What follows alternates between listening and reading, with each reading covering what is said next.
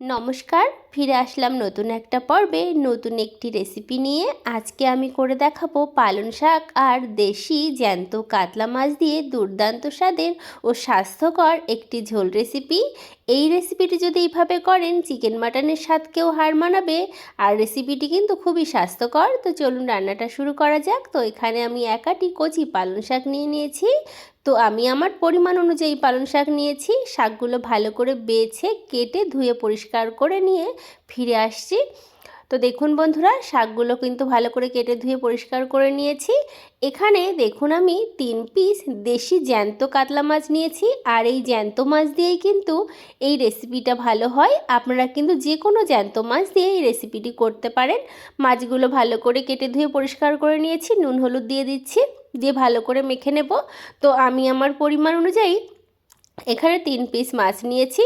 তো মাছগুলো ভালো করে মাখা হয়ে গেছে।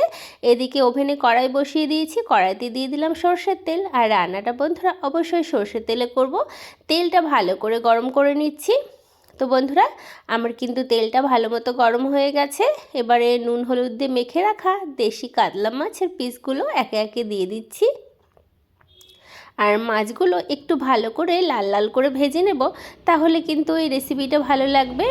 তো মাছের এক পাশ কিন্তু ভাজা হয়ে গেছে, আমি উল্টে দিচ্ছি। তো এরকম করেই উল্টে পাল্টে মাছগুলো একটু লাল লাল করে ভেজে নিচ্ছি। যারা এখন এইভাবেই রেসিপিটি ট্রাই করেননি, একবার ট্রাই করে দেখুন বন্ধুরা। মাছগুলো ভাজা হয়ে গেছে, তুলে নিয়েছি। কড়াইতে ওই তেলের মধ্যে ফোড়নে দিলাম গোটা জিরে, আর ধুয়ে কেটে রাখা নতুন আলু দিয়েছি।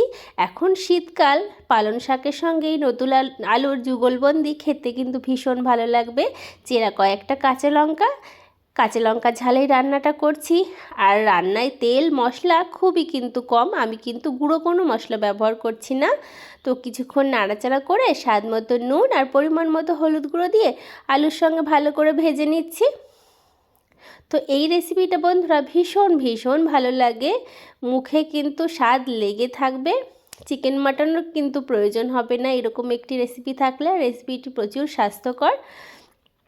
তো ভালো করে ভেজে নেওয়ার পরে পরিমাণ মতো জল দিয়ে দিচ্ছি, তবে খুব বেশি জল দেব না বন্ধুরা, পালং শাক থেকে কিন্তু জল ছাড়বে। ঝোলটাকে ভালো করে ফোটানোর জন্য, আলুটা সেদ্ধ করার জন্য ঢাকা দিয়ে রেখে দিলাম। ঢাকনাটা তুলে নিলাম কিছুক্ষণ পরে। তো আপনাদের দেখাচ্ছি বন্ধুরা, আলুগুলো কিন্তু ভালো মতো সেদ্ধ হয়ে গেছে। এবারে পালং শাকগুলো দিয়ে দিচ্ছি। আর পালং শাক ঝোলে দিয়ে রান্না করলে খেতে কিন্তু বেশি ভালো লাগে। আর আমি এইভাবে পালং শাক রান্না করছি, এতে কিন্তু পালং শাকের পুষ্টিগুণ বজায় থাকবে। আর পালং শাক খাওয়া কিন্তু আমাদের শরীরের পক্ষে ভীষণই ভালো।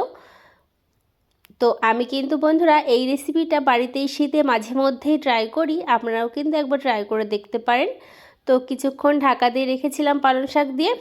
তো শাকটা দেখুন অনেকটাই মজে এসেছে, আর ভালো মতো সেদ্ধও হয়ে গেছে।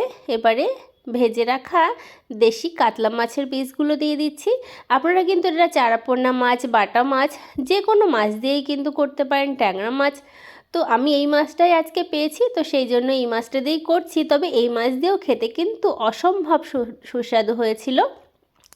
তো মাছগুলো দিয়ে ভালো করে ঝোলের মধ্যে ডুবিয়ে দিচ্ছি, যাকে বলে শাক দিয়ে মাছ ঢেকে দিচ্ছি। তো এরকম করে খুন্তি দিয়ে আলুগুলো একটু ভেঙে দিচ্ছি, তাহলে ঝোলটা একটু ঘন হবে, মাখো মাখো হবে, খেতে বেশ ভালো লাগবে বন্ধুরা।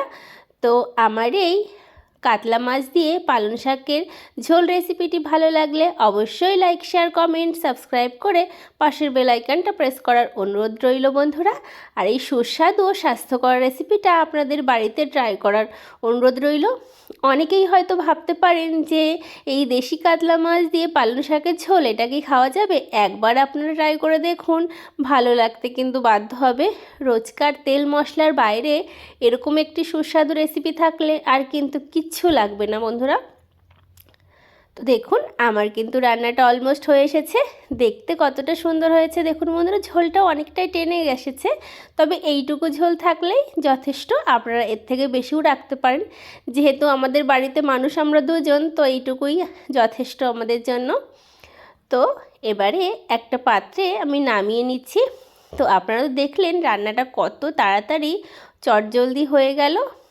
আর খুব সামান্য কয়েকটি উপকরণ দিয়ে কিন্তু এই সুস্বাদু দেশি কাতলা মাছ দিয়ে পালং শাকের এই ঝোল রেসিপিটি হয়ে গেল। ছোট থেকে বড় সবাই কিন্তু এই সুস্বাদু রেসিপিটি খেতে পারবে। সকাল কিংবা দুপুর যে কোনো সময় এরকম একটি রেসিপি থাকলে গরম গরম ভাত জাস্ট জমে যাবে। ধন্যবাদ বন্ধুরা।